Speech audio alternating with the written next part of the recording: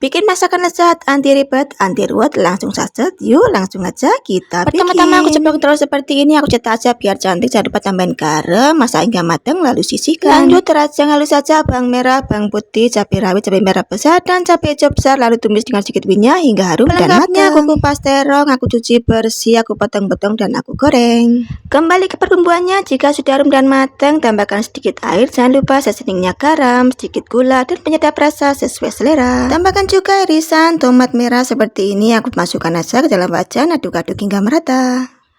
Lanjut masukkan telur yang sudah aku ceplok tadi, masukkan aja ke dalam wajan seperti ini. Masukkan juga terong sudah digoreng. Tak lupa biar manis-manis kamu lagi nonton, tambahkan kecap manis sesuai selera. Lanjut aduk-aduk hingga tercampur merata. Nah, olahan simpel dari telur dan terong ini siap disajikan. Enaknya dikasih nama apa ya guys? Coba tulis di kolom komentar.